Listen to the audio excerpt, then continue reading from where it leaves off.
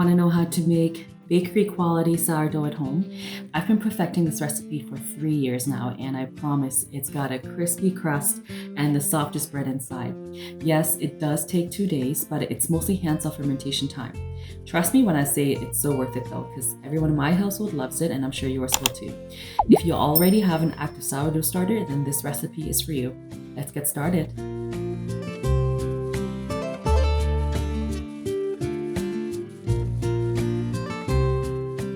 Here's what you'll need. As I mentioned, this recipe is for those of you with an active sourdough starter. I won't be covering how to make one from scratch since I'm using my well-maintained starter that I've been feeding for 3 years.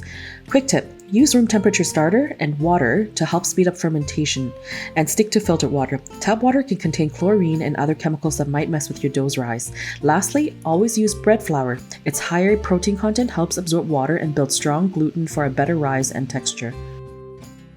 So what's a Poolish? It's basically a pre-ferment that boosts flavor and acts as the natural yeast for your dough.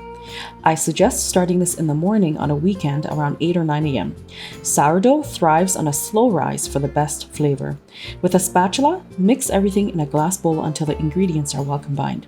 Try to avoid reactive metal bowls such as aluminum or copper. These can react with the dough's acidity and discolor the dough and leave a weird metallic taste in your finished bread. Cover it loosely with plastic wrap and a clean towel. If your kitchen's on the cooler side like mine, put the bowl into the oven with just the oven light on for some gentle warmth. In warmer climates, the counter works great. The Poolish usually takes 2 to 4 hours to double depending on your room temperature. You'll know it's ready when it's double in size and has little bubbles on top. That's when it's at its peak.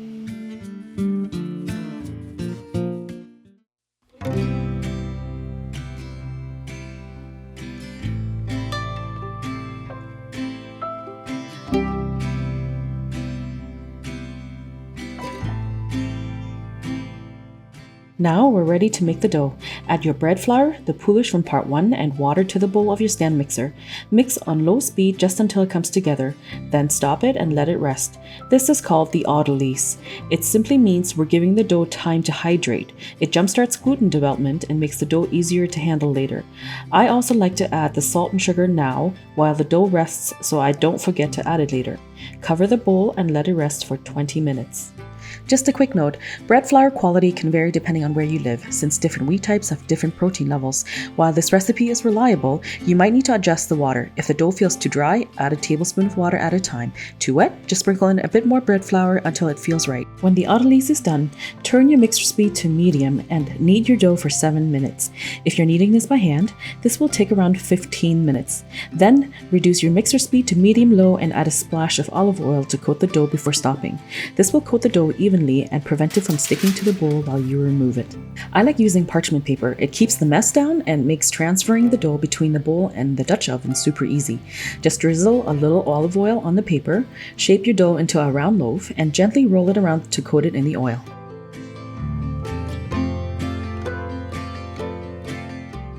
By now, some of these steps might feel familiar to you. Place your dough into a large bowl so it has room to rise. Cover it with plastic wrap and a towel, then let it rise for 2 to 4 hours until it's double in size and looks nice and puffy. Same deal as before. Use the oven with the light on if it's cool or the counter if your kitchen's warm.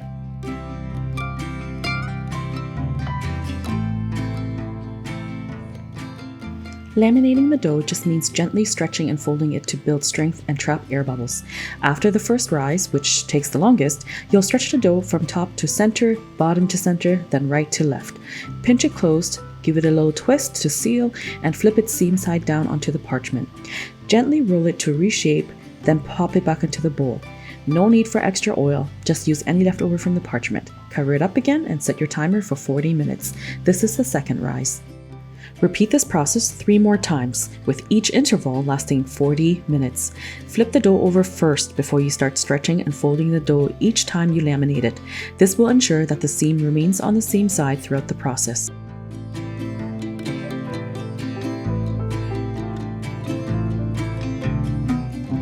Once your final proof is done, Give the dough one last stretch, fold, and pinch. Drizzle a little olive oil on top, then cover the bowl and place it in the fridge overnight. Just make sure there's enough space for the dough to rise without getting squished. This cold fermentation step is key. It slows down the yeast, which gives the bread a deeper, more complex sour flavor and a stronger gluten structure. Plus, it makes scoring the dough way easier before baking. This is the longest hands-off part, so you can kick back and let the fridge do the work.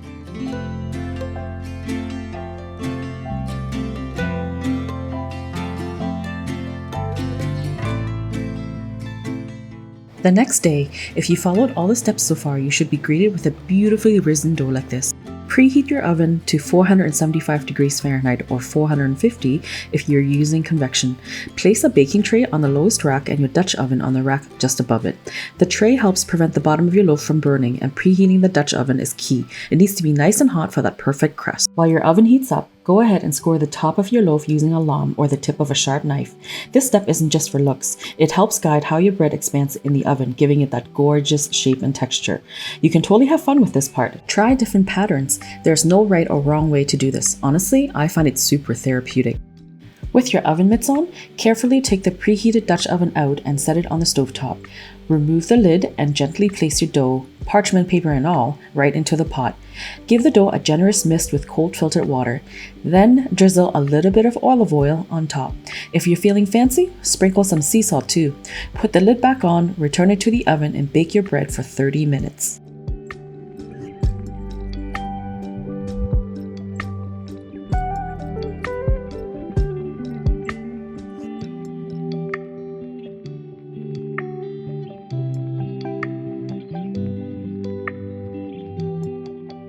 After 30 minutes, use your oven mitts to carefully remove the lid of your Dutch oven. Give the top of your bread and the inside of your oven a quick mist with water. This helps boost that crust. Then close the oven door and let it bake uncovered for another 10 to 15 minutes until it turns a beautiful golden brown. Just look at that gorgeous golden crust. Once your bread is out of the oven, let it cool on a wire rack for 1 hour. I know, it's tempting to slice into it right away, but letting it rest helps the crust stay crisp and the inside stay soft. Trust me, the wait is worth it. Once cooled, slice in and enjoy every crunchy, chewy bite. And that is a wrap for today's video. What kind of sourdough recipe would you like to see next? Let me know in the comments. As always, thank you so much for watching. Like and subscribe to see more of my videos. See you in the next one.